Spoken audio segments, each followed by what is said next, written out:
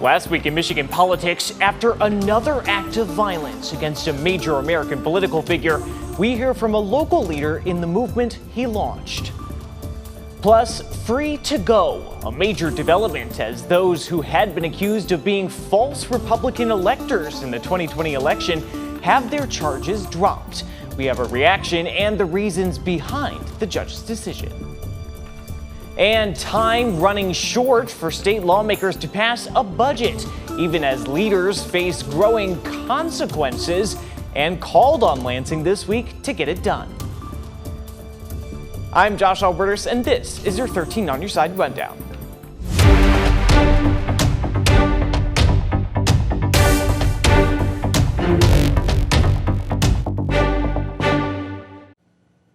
And we begin with news from late this week. Prominent conservative activist Charlie Kirk was shot and killed on a college campus in Utah. Kirk founded the organization Turning Point USA, geared toward engaging younger political audiences. Here in our state, Northern Michigan University's Turning Point USA chapter is reacting to his death. 13 on Your Side's Kiara Patterson spoke with the chapter's president, who says he met Kirk a couple times and calls it heartbreaking to lose a leader who inspired many.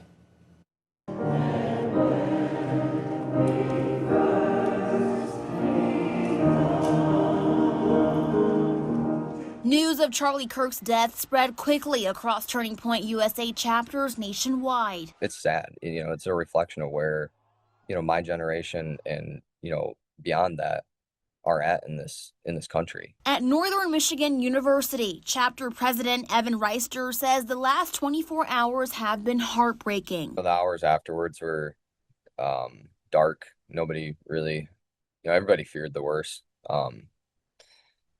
Our group really just came together. Kirk, the conservative activist who founded Turning Point USA, was shot while addressing hundreds of students in Utah. Reister says political violence is becoming all too common. We're at a very sad place in our society. There's no reason this should be happening, whether it's Republican, Democrat, or anything in between. Reister met Kirk a couple years ago at a convention, describing him as intelligent and inspiring. I didn't agree with him on everything politically, but he was a warrior for what he stood up for. He inspired so many youthful Americans in a lot of different ways, whether that be through faith or politics or just good morals. Wednesday night, NMU's chapter gathered for a prayer vigil. Reister says despite safety concerns, members remain determined to carry on Kirk's vision. People are going to be more motivated than ever to make sure that his mission and his life purpose does not fade out. If the goal was to silence a movement, they've done quite the opposite. And violence against political figures has only continued, it seems, in the United States, leading many to wonder what can be done to turn our nation in a different direction. A lot of the answers to those bigger questions still seem very murky as this keeps happening. This is just the latest instance of violence against a political figure just this year, following the violence against two state lawmakers and their spouses in Minnesota this summer. A prominent Democratic state lawmaker and her husband died in that incident. And now Kirk's death is just the latest in what many now seem to see as a very clear and dangerous normalcy. Our team spoke with a former senior director for counterterrorism at the National Security Council. And while we still don't know anything as of this production about who the suspect of that shooting may be or motives here, this expert believed, given the context and what actually happened, this appeared to be deliberate and methodical. One round, seemingly from a long distance, not a mass shooting. And from his own experience, we asked about how he may think it possible to break this cycle of violence. Unfortunately, I'm not sure there's a single solution to this. And, it always comes down to a combination of factors. And we're just going to have to wait and see, once we find the identity of this current shooter, who was this person? How did they conduct the attack? What activity were they engaged in? What behaviors were they demonstrating? Who were they connected to? These are all the investigative and law enforcement questions that are probably being asked right now in the moment. Other folks we've spoken with in the past have signaled combating political violence falls on all of us, leaders and everyday people, to respect each other and take the effort to use rhetoric that tones down division. And late Thursday, we also received word of what Michigan's Lieutenant Governor Garland Gilchrist said was a credible bomb threat to his home that day. The threat, Gilchrist said, had since been cleared, and he expressed gratitude to law enforcement for their quick response. In his statement on the situation, Gilchrist said in part, quote, "I know that people are on edge. It's a scary time.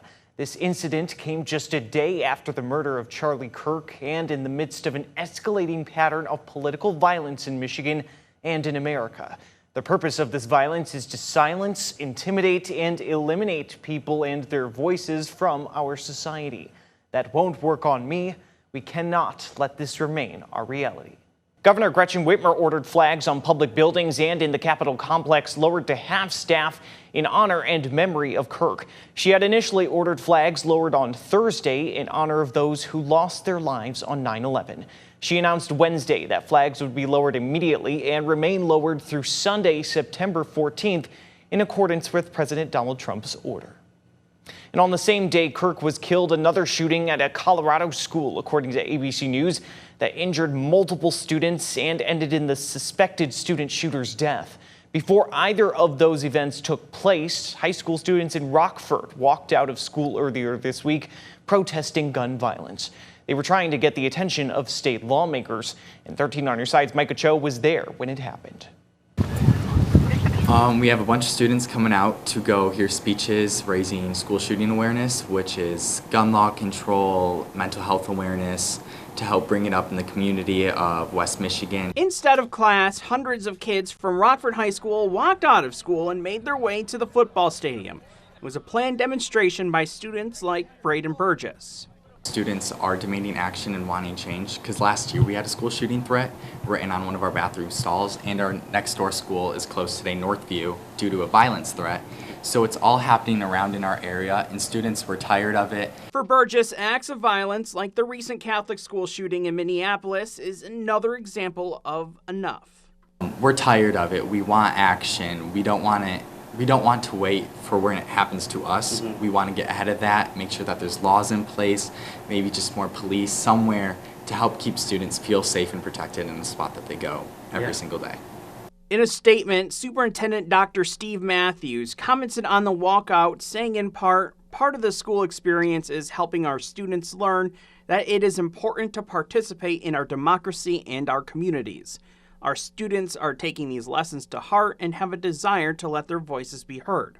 For Burgess, he says he hopes lawmakers are listening. It's been on news nationally of these schools being shot up. We want change. I don't get why we haven't gotten it yet. It shouldn't be a political party where Democrats want change and Republicans might not. It should be a national effort to keep kids safe. And a major development this week in a story dating back to the 2020 presidential election. Tuesday, a judge dismissed criminal charges brought against more than a dozen people, including the mayor of Wyoming, that had been accused of acting as false electors. They were accused of trying to influence the outcome of the election in Michigan in favor of Donald Trump. 13 on Your Side has why the judge said prosecutors failed to provide probable cause to send the case to trial. Congratulations. Cases dismissed. After roughly 2 years of litigation, the charges against who had been 15 alleged fake Republican electors from Michigan's 2020 election now dropped. I believe that they were executing their constitutional right to seek redress, and that's based on the statements of all of the people's witnesses. Judge Kristen Simmons throwing out the cases brought by Democratic State Attorney General Dana Nessel's office, who called the decision disappointing. This was, in my belief, a coordinated attempt to overturn the will of the American people and reinstate Donald Trump as president, despite Joe Biden's victory in the election to that office. The attorney for one of the now ex-defendants heralding the judge's decision. My client's thrilled.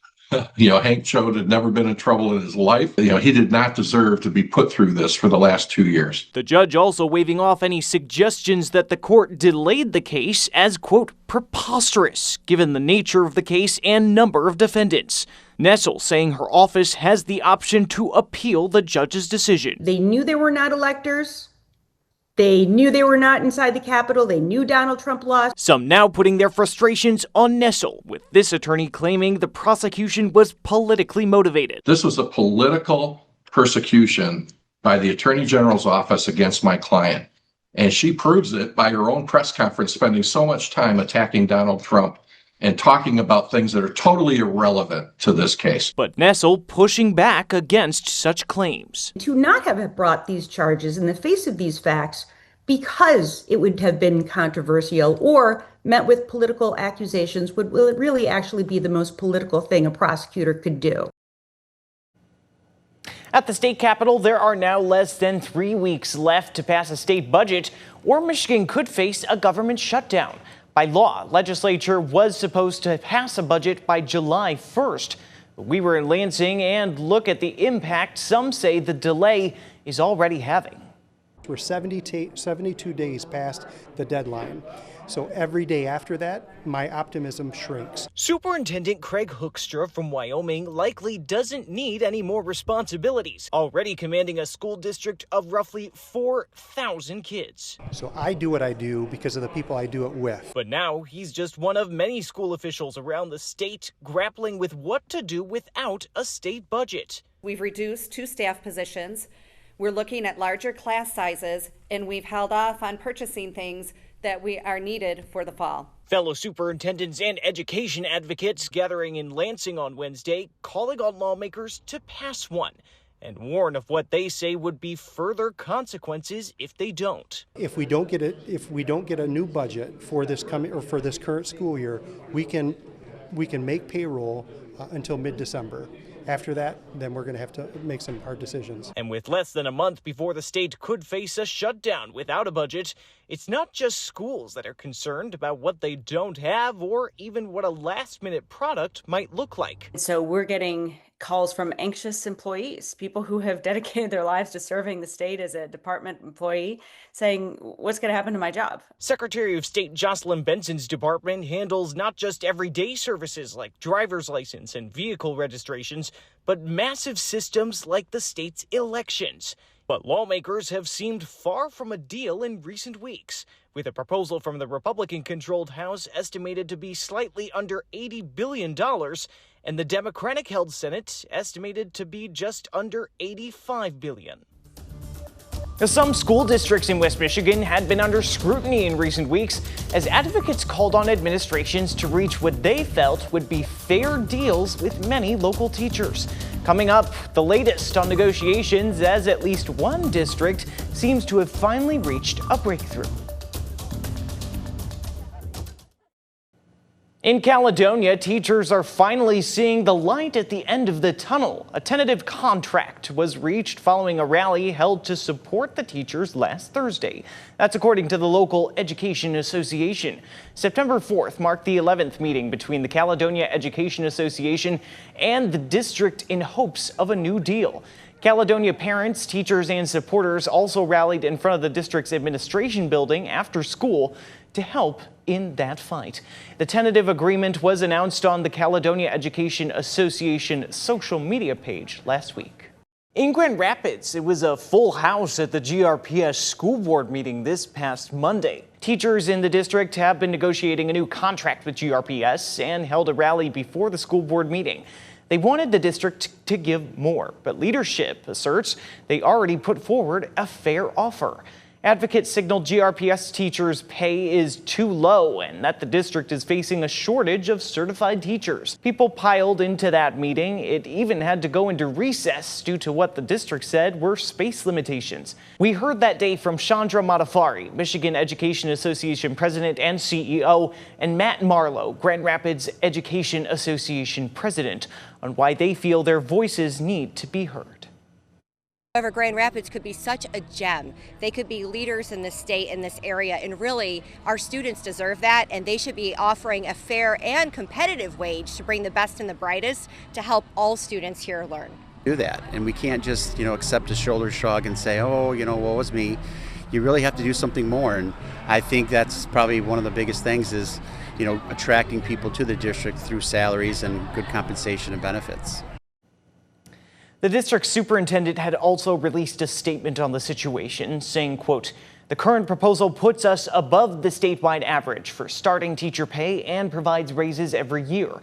I know that more work needs to be done, and I encourage our state lawmakers to invest in education so that our teachers can thrive and continue to inspire the next generation of leaders. The board is set to reconvene on September 15th at 5:30 in the Ottawa Hills High School auditorium to provide more space for attendees. And members of the Godfrey Lee School District community in Wyoming say they are outraged after they learned 5 school employees were laid off 2 weeks ago. The community came to the defense of those administrators and teachers in front of the district's School Board of Education, which says this decision was purely financial. 13 on your side's Nick Nelson went to the meeting. The dozens of parents and students gathered at the meeting were furious with the school board, saying those laid off are beloved members of the community. I was told by 2 people that I had never talked to before that I was being let go. I wish somebody else would have told me. Somebody else that I actually had a connection with. Jaylene Rhoda Sandoval read letters written to her from her former students in front of a large crowd gathered from Monday night's Godfrey Lee School District meeting after she and several administrators were let go due to budget constrictions, according to Superintendent Arnetta Thompson. Right off the top, we are going to be down $900,000 because of the loss of those 90 students. So we were faced with a no-win decision. Either reduce administrators or reduce teaching staff. The district also laid off 3 principals as well as a dean of students. Parent Jessica Horn says the district should have taken more time and been more delicate with cuts they may have to make. We should have done a proper, more thorough investigation within the district before we laid off teachers, before we laid off pillars of the community. Students also spoke out at the meeting, telling the board how much those laid off have meant to them. Senior Allison Cruz says the district isn't prioritizing the school employees that have contributed the most. They're just being irresponsible with their financial decisions and then trying to take it out on our former staff that have been here for decades. And we attempted to speak with some of the employees who were let go. They declined our offer. In studio, Nick Nelson, 13 on your side. Once, twice, 3 times a county administrator? The Ottawa County Board of Commissioners is certainly hoping so, as they've continued their latest search for someone to take the permanent post. The latest on the search as commissioners narrow it down to just a few finalists. That's next.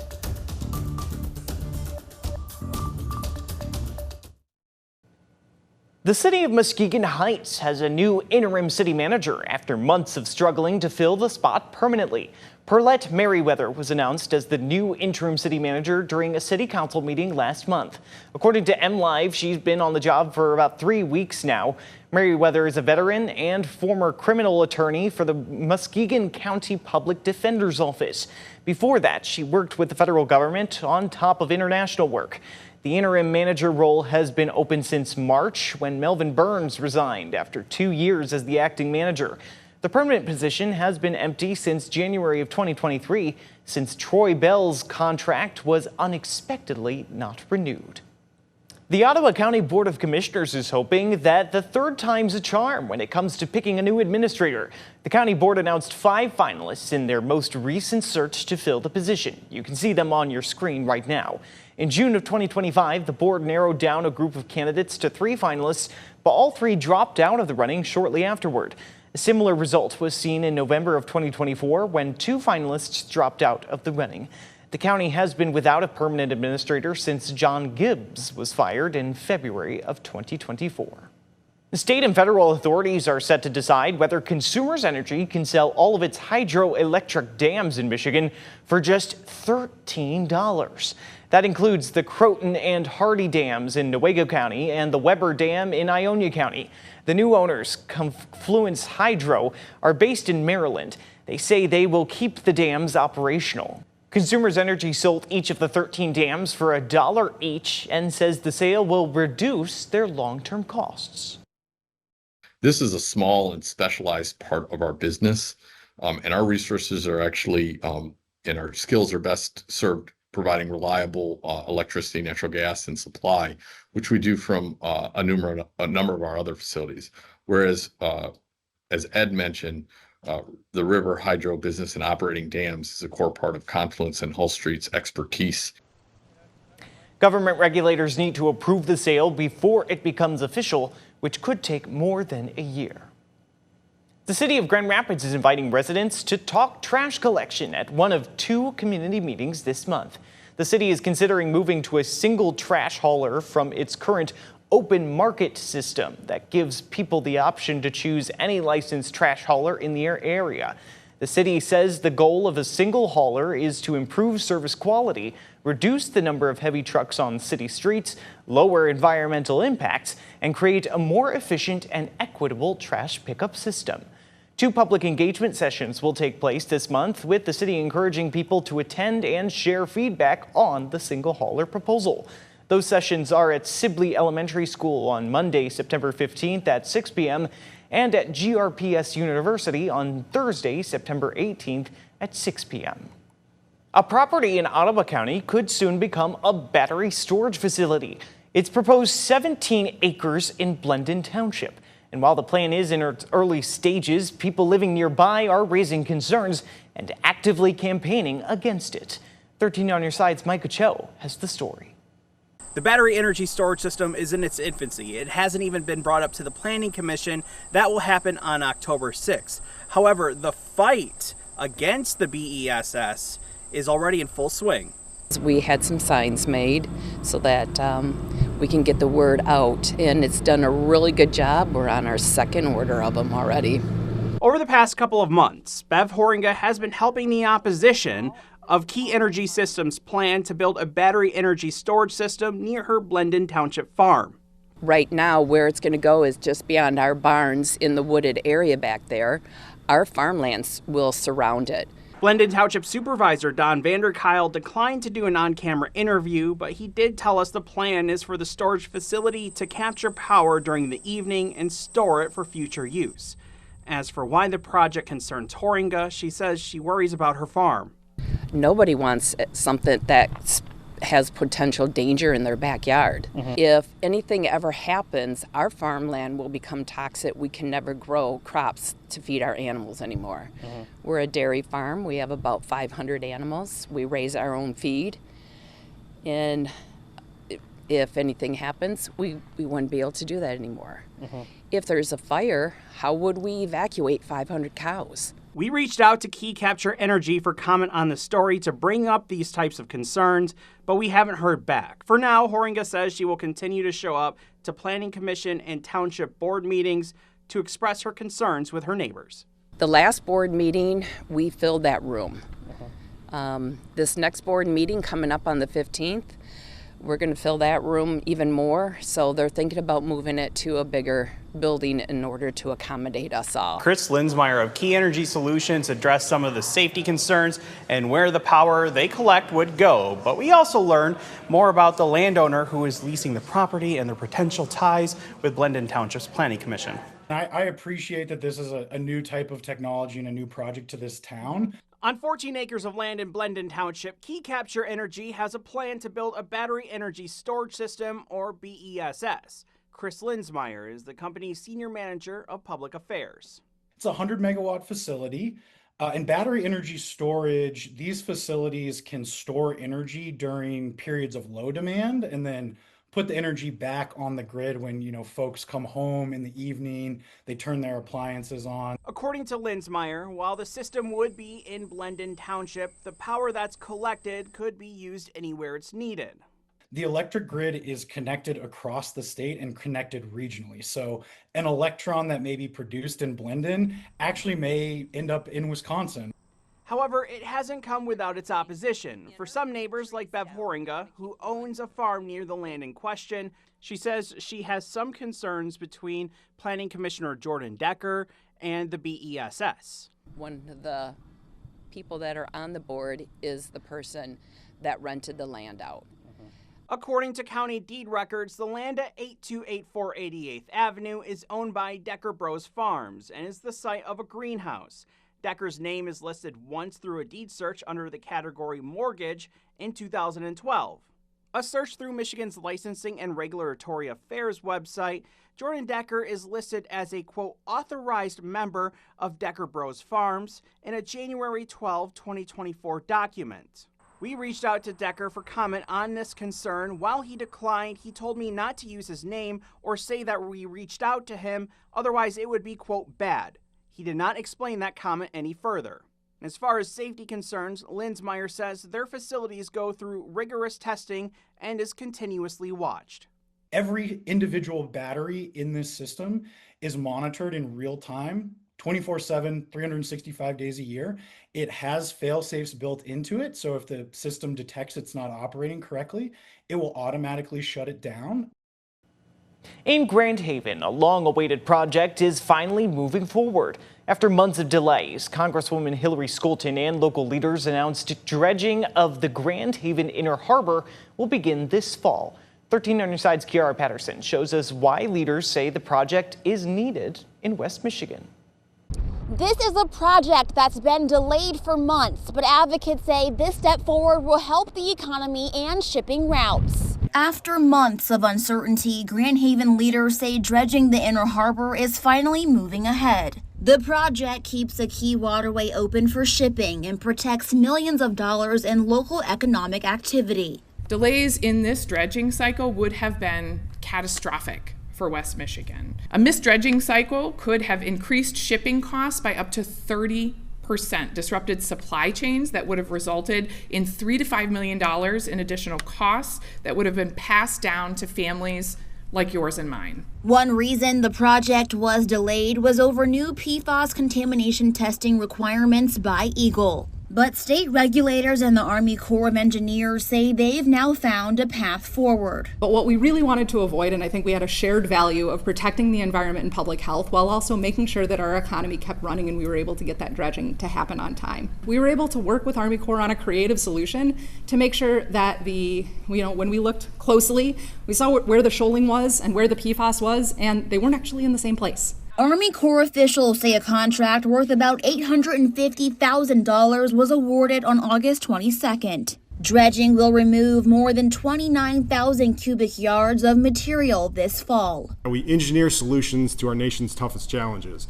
And a lot of the time, those solutions don't involve engineering, science, and mathematics. They involve partnerships. Local leaders say this was a bipartisan effort that goes beyond politics. As much as it is mud in the Grand River, it's about putting that all aside, working together with a Democratic Congresswoman, Republican state representatives and state senators, all the mayors who are here as well in our communities, setting aside our differences and finding something that we agree on and working hard to get it done. And as the project begins this fall, we will continue to keep you updated on all of the next steps. In Grand Haven, Kiara Patterson, 13 on your side.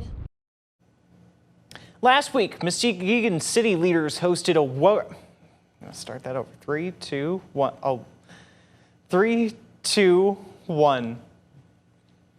Last week, Muskegon city leaders hosted a work session for the public to give feedback about the lake redevelopment plan, which includes the closure of Fisherman's Landing campground. The city manager gave an overview of the proposal, which includes moving the Mart Dock to the current Fisherman's Landing site. The old Mart Dock would become public access to Muskegon Lake, and Fisherman's Landing would close. People on both sides of the issue spoke during public comment. Do not find yourself blocking such a transformational plan, advancing so many positive aspects of Muskegon Lake and the city. Please allow the transformation of the Muskegon Lake waterfront and the future of the Port of Muskegon to proceed. Fishing on Muskegon Lake is a part of our culture. It's ingrained us. It's part of people's way of life, and it's a part of our economy. It should be a priority. The health of Muskegon Lake should also be a priority. If you couldn't go to the meeting, you can email the City Commission at citycommission@shorelincity.com. That's how you can also request a copy of the land swap proposal.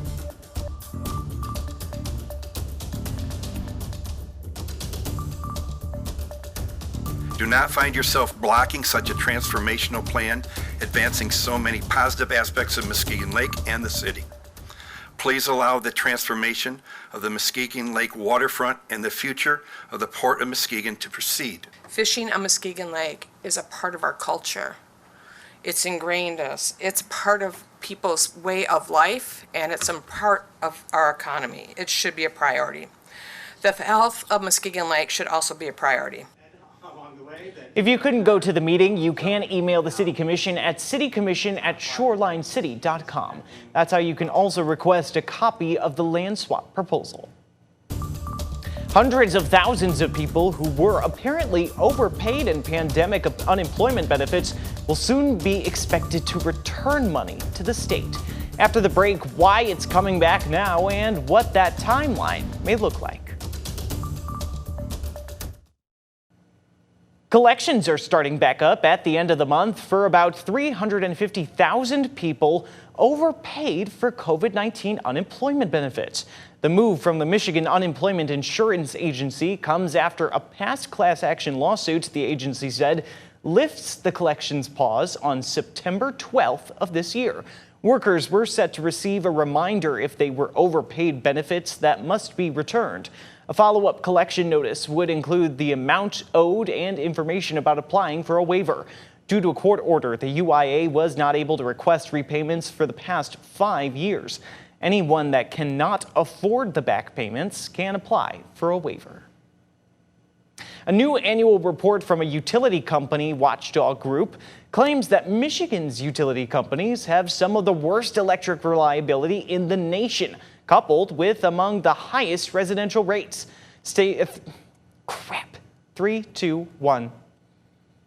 A new annual report from a utility company watchdog group claims that Michigan's utility companies have some of the worst electric reliability in the nation, coupled with among the highest residential rates. 13 on your side, Stephen Bonner looks at what they found and how leaders are responding. The 2025 Utility Performance Report from the Citizens Utility Board ranked Consumers Energy and DTE among the worst in the nation for reliability, performance, and residential pricing. The latest report relies on 2023 data and shows that Michiganders had the longest restoration times in the nation for outages that occurred because of severe weather. Michiganders also saw above average residential pricing rates that were among the top dozen in the United States. Michigan also ranked among the longest restoration times for outages that occurred during days without severe weather. The Michigan Public Service Commission did highlight positive takeaways from the report, one of which being despite the long restoration times, there has been a 48-minute improvement in the average wait time since 2019. The Public Service Commission also showed that despite high residential rates, Michigan households are paying less for electricity than the national average, and less than households in Wisconsin, Ohio, and Indiana. Consumers Energy spokesperson Brian Wheeler shared the following statement with 13 on your side. Quote, "We at Consumers Energy know we can do better, which is why we developed and have committed ourselves to our reliability roadmap. Our long-term blueprint helped deliver meaningful results in 2024 to customers, including a 12% reduction in how long an average customer went without power. We have mapped out the strategy and tactics that should continue leading to fewer and shorter power outages, and hope other stakeholders will work with us to help us serve Michigan." Consumers Energy provides electricity for most of West Michigan. Consumers Energy is the second largest utility company in the state. And that's the rundown for your week in Michigan politics. Be sure to keep up with all the top political stories of the day, both on air and online at 13onyourside.com.